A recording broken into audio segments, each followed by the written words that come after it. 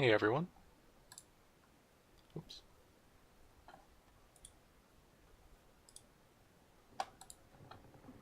Hey everyone. I'm ThatsRidonkulous. I entered in the Maplabs Run Think Shoot Live 2 competition, and I worked with another user, 1UpD, on Backcut. We finished in first place, but I gotta say, all the entries were really strong, and I've been seeing a lot of other users, other entrants, putting in their own developer commentary, so I figured I'd do my part of Backcut.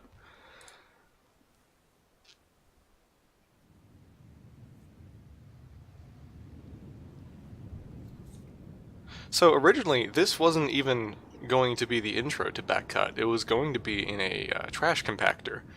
However, it didn't really fit the theme very well because we would already have the player going through the tutorial in a later level, where they immediately pick up the gravity gun and they're in the tutorial section.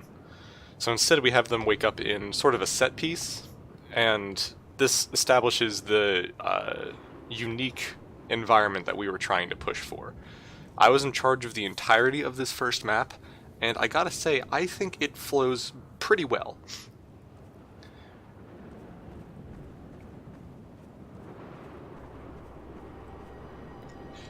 So after we take a few steps, we hit a trigger. I don't have the music play right away because some people might not notice it, or they might talk over it. So I wait until the player interacts with the level before we start. Really, I'm trying to immerse them in the environment. A big factor that I was proud of was these little subtle dust particles that you can see. This is actually in the 3D skybox. In fact, a lot of this map is actually a projection of the 3D skybox. For instance, you can obviously see the seam here where the shadows don't quite match up. So anything past this seam right here, down and across, that's all 3D skybox. Anything past these rocks is all 3D skybox as well. I wanted to play a lot more with lighting in this entry than I have in my previous entries, creating interesting shadows. So I really wanted to experiment with how I can make interesting, cool-looking shadows to both serve as a light source to direct the player, as well as just to kind of complement. This would be a rather flat surface if it wasn't for this shadow, which is also projected up on this wall. But you see here, this is pretty flat. There's a little bit of interactivity in the world. I didn't really capitalize on it that much because it would end up being too confusing for players, because there's really no reason for this radio to do that. I just had a plan that I kind of fell back on later in development. I want every room in my entries to be able to tell a story, or at least fit the theme. So obviously this is one room where we can see that cars are being disassembled for their scrap parts, which can provide context later on in the level when we have a whole scrapyard of structures and all these grand metal structures going on. Likewise for here, this double serves as a preface to our objective in the next map, where we're supposed to collect gas cans to fuel a vehicle to live and escape the compound. And it also provides a little bit of context that someone or some group or organization has been hoarding a bunch of fuel to power the generators, which provides even further context to why the lights are on in this seemingly desolate wasteland. So it's a double whammy there. It's another double whammy here because this room already prefaces you to the saw blade mechanic, which we're going to introduce later, which was inspired on my part by Kralik in the companion piece competition, where there was a little bit of saw blade platforming, and I felt it wasn't explored enough, and I wanted to see what I could experiment with using that.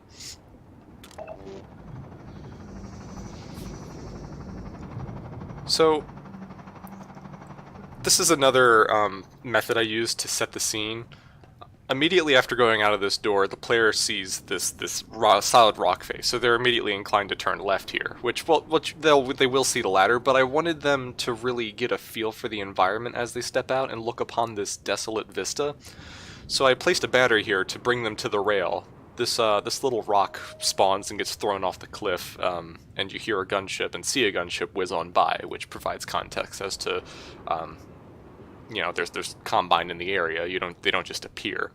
It also works a little bit with the ropes that we have here swinging in the wind. It was a nice little touch, I would say, to introduce wind mechanics, and the gunship really emphasizes that. These are just some extra little spaces here to not make the level feel as boxy, as if I put like a brick wall here, it kind of feels a little restrictive, whereas this feels a little more natural, even though there's really no reason to go back here.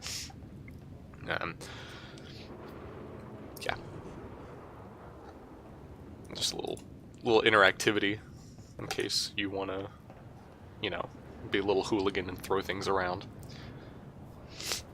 If it wasn't already obvious on the preface of the context, or not the preface, but like the theme of this entry, it's best summarized in this spooky looking sign. It's painted on welcome friend, and it's cut by saw blades, which kind of go in a little bit of a path, so you can kind of already it's already established in your subconscious that you've noticed this pattern of saw blades in like a bridge pattern on a wall. As we cross here, we get to see even more of the vista. So for this 3D skybox, I actually used some of the really tiny Episode 2 forest props, and yeah, it got upscaled 16 times, and it fits surprisingly well to the size of these. These are actual full-size props of forest. Just a little extra detailing as opposed to looking at a flat wall, because it's really noticeable. You know, you just have one little thing, one little protrusion or extrusion in a wall, and it makes it that much more believable. It doesn't have to be constantly like repeated patterns of like have like a protruding like column out here and there and all this other complex, where you can just let the textures and a little bit of brushwork do all the work for you. So there's a trigger here. It's actually very possible for players to miss this scripted sequence where Combine come out of this door, they head left, and they disappear into another doorway in the building here. Players only get a glimpse of Combine. If they're super observant, they'll be like, hey, those don't look like regular Combine soldiers, but the silhouettes are distinct enough that they can tell it's Combine, as also assisted with the chilly blue spotlights that usually connotate a Combine presence. But yeah, a lot of players can end up missing that. We did a lot of play testing with trigger placement, and it was inconclusive regardless of where I put it. This is just a neat little vista to look upon. I wanted to combine a mix of concrete and scrap metal structures, as well as like industrial forest style structures. And it seemed to go pretty well for the amount of detailing. I actually wanted this map to loop up and like have the player end up right here and be able to walk across and then get to the next part of the level to reinforce this vista once again, but it didn't quite make the cut. So as the player approaches this, they obviously know where to go because the Combine led them to the left over here, and pretty much everything in this composition makes the player, like, it just kind of pinches toward the left. If you can see, it's like a diagonal line that points over here, and another diagonal line that points, well, it's more like a horizontal line, but it's just kind of like a little subtle arrow that points this way, which is matched by the spotlight and contrasts between the shadow here and the pure, like, bright desert light here. And as the player walks up on this, they can, if they're observant enough, they can see a little bit of a battery through the crack of this pallet. They can throw it down to kind of give some context as to how big of a drop this is, and yeah, it will kill them if they drop down. We had to do a lot of like clipping and stuff to make sure that players wouldn't get stuck between the rock props. And this really gives you a sense of like isolation, because there's nothing else in sight except for this structure, so you really have nowhere else to go, even if you didn't want to come here. Here's a little bit of more subtle light.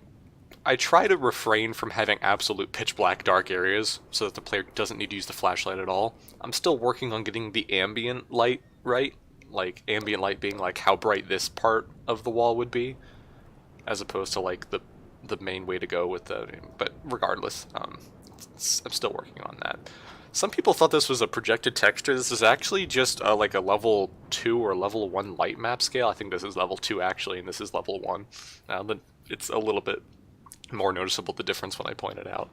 And yeah, I just did that to make it a little bit more interesting as you climb down, because otherwise it would just be a 4 concrete wall, kind of boring type of thing. But this gives you a little bit of more visual eye candy, I suppose, to look at, as well as the lights facing downward also direct you down. There's a corpse here to give you context to, like, as you're coming down, you're like, oh, something bad must have happened, but then you come down and you see this unfriendly looking chamber. There's a couple corpses in here. If you look closely, there's some blood splatter and bullet decals on the wall. The texture I selected for this chamber isn't actually the best because it doesn't show the bullet impacts that well, but I digress. So yeah, you can pick up this gravity gun. There's a stinger used from the Maplabs Halloween Horror competition. In addition to the intro song and some of the action songs from later on in this mod, were made by very talented users. I can't remember the name. I want to say CFTSC? Or maybe Ambient Noise? I'm not sure. Regardless, excellent tracks. I like to use them because they're different from the Half-Life 2 tradition, and this isn't a traditional Half-Life 2 environment, so it kind of makes sense. So this is where the actual tutorial started. After you got out of the trash compactor, you ended up grabbing the gravity gun and heading up here. This place is like filled in with like rocks and stuff. And immediately, like right off the bat, you should kind of connect the dots that these little divots in the wall, which are just manhack textures, end up making a staircase. As well as the diagonal direction of these stripes. I made the mistake of establishing that players can only use this as a surface to saw blade on. They can also use any other concrete surface, any other wooden surface, as well as any surprisingly glass surface. It doesn't work for metallic surfaces, it'll always bounce off, and it doesn't work for fenced surfaces, it'll always bounce off. Which, upon discovering that gave me a really good idea, because it's not just you can stick it to any wall, it's you can stick it to only these walls. So similar to the nature of Portal, it gives you a lot of options in terms of puzzle making, which we probably could have explored a lot more, but I was running low on time by the time we were developing more puzzles. By habit, I brought the saw blades over with me here. Typically, players tend to leave them back here, which is okay, because if they drop down, there's no way to really get back up, but they can double back here and recollect the saw blades this way. I suppose if you toss the saw blades in the upper office, you can soft lock the game, but you have to really be trying to soft lock the game if that's the case. So typically players try to do the same method where they have to, platform up, and normally it's like, oh, this is the wall, but this is where I poorly failed to teach players that you can use walls other than the stripe ones. This is a find the crank puzzle, which encourages players, just adds another layer to the puzzle. It's not really anything groundbreaking. Players can either staircase up like that, or they can like grab it here and like punt it from through the grate. I don't really mind. There's not really an intended way. I usually go by the method of if there's more ways to solve a puzzle, the better. Oh, okay. I'll just do this the traditional way. So we got to get the crank back up there, and usually the most efficient way is to just platform with stairs. But yeah, I have a trigger here so that if you punt it at it, it doesn't stick. So sorry, guys, if you want to do any skill shots, you can't. You have to either be carrying it with the gravity gun or in your hands for it to stick. And that's just like a trigger right in here that will only enable if you're carrying it with your hands or with the gravity gun. We use cranks a couple more times in the level, so this does have a good context, as opposed to just like a button or something to open the door.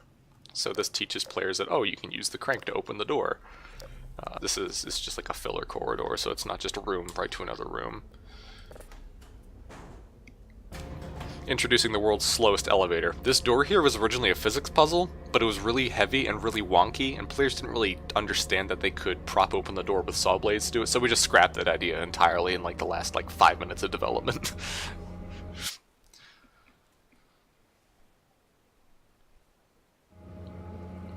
Introducing the door with a slight projected texture shadow, which I'm kind of proud of because it's really, really subtle.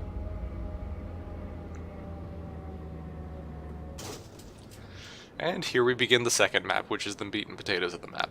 This map was probably made in, I think, like a week and a half, maybe? We really, I spent way too much time on the first map. 1UpD was making the shoot and run sections separately, and we didn't have like a plan yet on where to put them, so we just kind of, I don't know if it's by chance or what, but we ended up like being able to stitch it into the final map with this hub layout. It was my anticipation, or my assumption, that players would see this car and immediately go over and see that they need more fuel. I was originally going to not make it as gamey by putting in like a whiteboard or something that said you needed fuel, but it didn't really make that much sense. As you see, like this ramp here and a toxic pit, normally you think, oh, I need the car here, as well as it's being pointed towards the ramp, so you gotta go here to there. I should probably specify that you need 3 cans because it's 1 per every section, but yeah. So I guess let's do this in order. The run part here, this is a rather empty room. This was made as a product of the stitching levels together, because the tunnel that runs underneath the whole map for the run section was pre-made, so we just kind of had to, you know, find some way to stitch it in, which it works.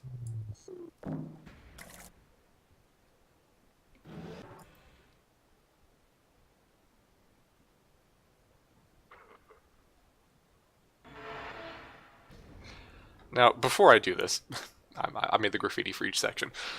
This is 1UpD section for run, and 1UpD also made the shoot section, so I won't have a lot to comment about because I want him to explain his whole methodology and process. So there's that.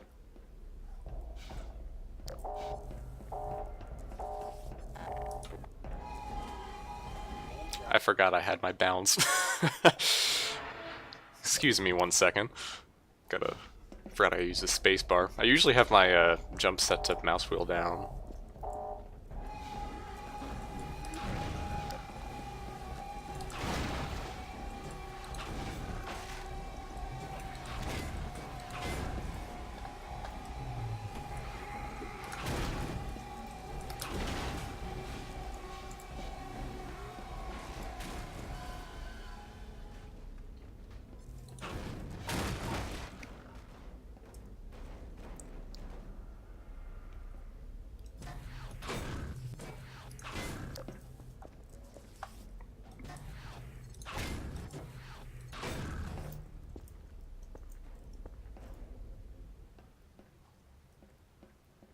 One of D wanted to provide a little bit of story as to, you know, why are there Combine here or whatever, and he did it in this room where we see stripped soldiers on surgery tables in a rather nice looking room. Yeah.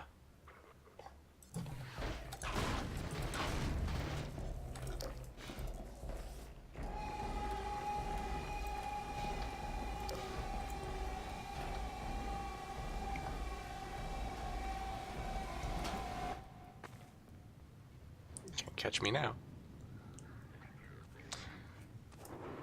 I don't really want to spoil it too much, but how we got the Combine soldiers to use sun sticks was by using 1UpD's Shadow Walker NPC, just with a different model from the Halloween Horror mod. Okay, so we finished a run. Let's go on to think.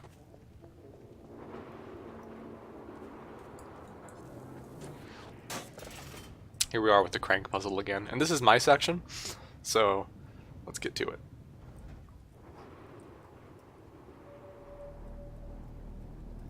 I wanted a strong sense of verticality for the think section. I know a lot of players don't like platforming, but there are some that do, and I tried to make it as simple and straightforward as possible. You can see your objective as soon as you walk in, which I think is a good practice, is that you know what you're aiming for, and you can kind of already tell that, oh, okay, I need this, it's connected to this, and there's a crane here, so I can probably just like bring it to me using that crank. So you immediately make the connection. Yeah.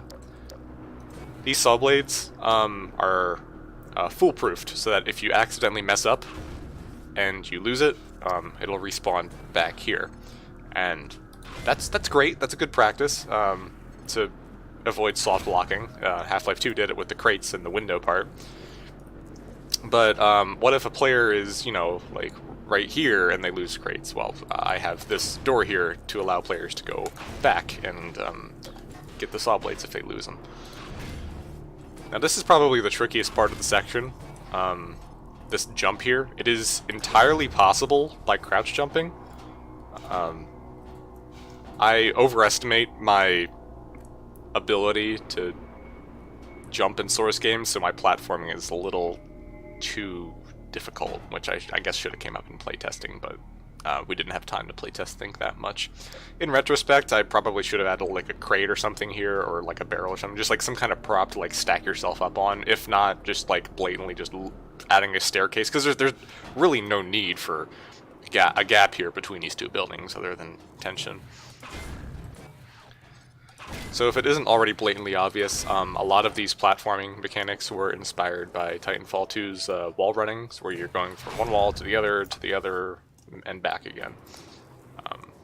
I think it's a neat concept, especially the fact that you can make your own platforms. Like, if you were really uncomfortable with platforming, you could theoretically put two platforms right next to each other, and then grab the next one, which is too far away. Yeah. So, yeah, saw blades that were too far away is also a pretty big problem. That's why we can't do really that many extensive platforming sections. But, yeah. So now we're here in a hut, nice and safe. Some light map shenanigans. I originally had a whole nother half to this puzzle, but it was scrapped because it couldn't work out very well. I wanted to have a movable panel that you could use a crank to move left and right 45 degrees, and if you moved it left, you can like throw the saw blades on the panel to go that way, or if you moved it right, you can throw the saw blades on the panel to go that way. And I wanted it to, you know, I want that to be a big focus of the Think section, but we simply did not have time for it, as well as Source is really finicky with saw blades attaching to anything other than world geometry. Like, it'll simply just refuse to attach to any function entity, like a func door or a func movable or whatever. So we got the fuel. We can either go back to the car this way, or we can take this workaround. I don't know why. Workarounds seem like a really clever thing in game design. Because you just end up back to where you are familiar with, and I guess it's just like some sense of progress that it was locked before and now it's unlocked, and I guess you unlocked a new path, but yeah. Anyway, let's move on to the shoot section. Hey there, buddy. He's gonna look at me and run away.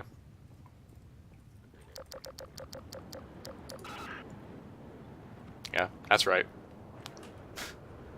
He's so shy. Okay.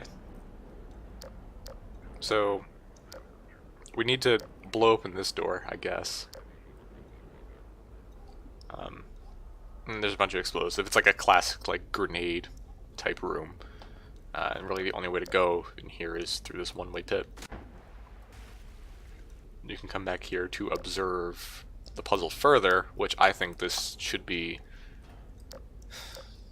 I guess, better signposted. This is great with the light and the arrow graffiti and the explosive sign and the obvious vent that, like, you know what you have to do here. It's just a matter of getting to this area and understanding that you need grenades to complete the puzzle. There's some hidden goodies for you if you didn't know. And still at this point the player only has the gravity gun. We wanted to accomplish as many bonus challenges as possible, so this shoot section came with the implication that we shouldn't be shooting bullets.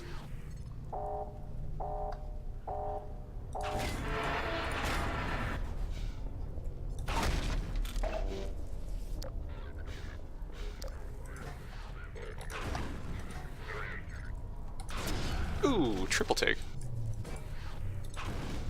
Oh! Ah! You spooked me there. I think 1UP did a really great job with making this section super duper fun. Yes, Apex. It's just a nice area. Hello there, friend. Goodbye there, friend. And, you know, there's nothing really like out because you're maximizing the space here, and just like stuff like saw blades in the walls here to signify that you can still use saw blades to progress using this method. Got a present for you. Goodbye. Got a present for you too. So now we have the stun stick. It also gives us suit battery. And here's where soldiers start throwing grenades and stuff at us. Whoops.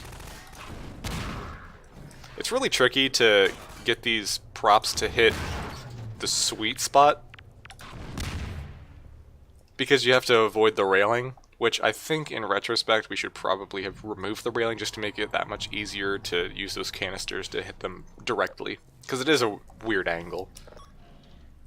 We tried to make sure, because this is a very vertical platforming section, so if you fail, we don't want players to go all the way around, because that would get really frustrating really quickly, so we had a lot of checkpoints in place. This is a staircase when we get over to that part, and this is just a ladder to get back. In case you fail this jump, you don't have to go all the way around, over, and back again.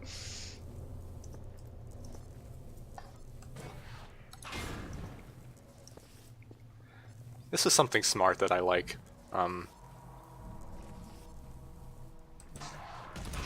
The fact that, oh, also the kind of comical fact that that happens.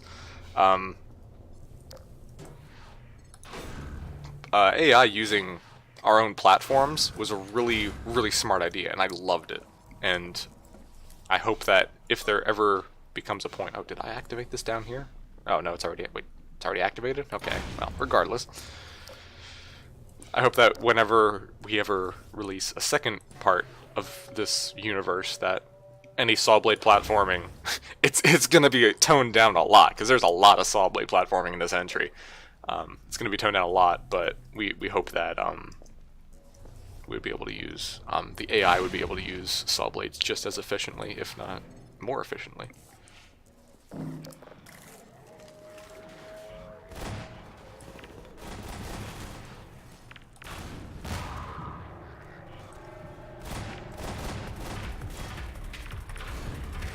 Where are all the NPCs at?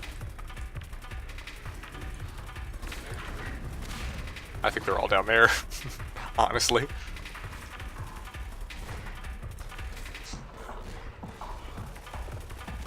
Yeah, let's go down and join in on the party. Oh no, there's some here. They're just being shy.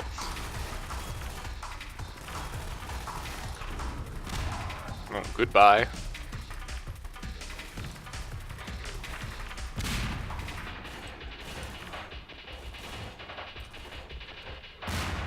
Yeah, the problem with the the stun stick soldiers is they're not the smartest, they're not the brightest crayons in the bunch. Ooh, hello. There's a shotgunner. He's a tricky one. Got a twofer. Where are you? There you're right here somewhere. Yep, there you are. Well, have some supplies. And here we do have some guns, inevitably, which is fine because we want to give them the option to still, you know, use them.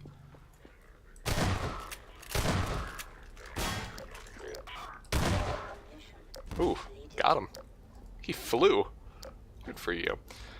So yeah, I made the custom textures for the soldiers. The shotgunner is a lovely little bugger. They all have a bunch of like paint and stuff on their models, which I think is really cool. It has a distinct color scheme, and they're also a lot dirtier. Well, don't you look fabulous? Let's use a grenade here. And in the meantime, I guess we can take a look at the other combine. They do have completely different designs. They still have like the same motive of, oh, the yellow one is an SMG soldier and the purple one is a shotgun soldier. They both have like the paint splatter and the graffiti. it's a consistent design throughout. We had an elite one in the works, which was also pretty cool, but he would only be used like once, and I never actually got around to finishing it in time. So there's that. So once you collect all 3 cans, all this really is just a Jeep with a bunch of props parented to it. Didn't have time to model a new car. I'd like to. That would totally be really cool. And here's the run section, or the live section. Oh, goodbye. Alright, let's do a sick 180.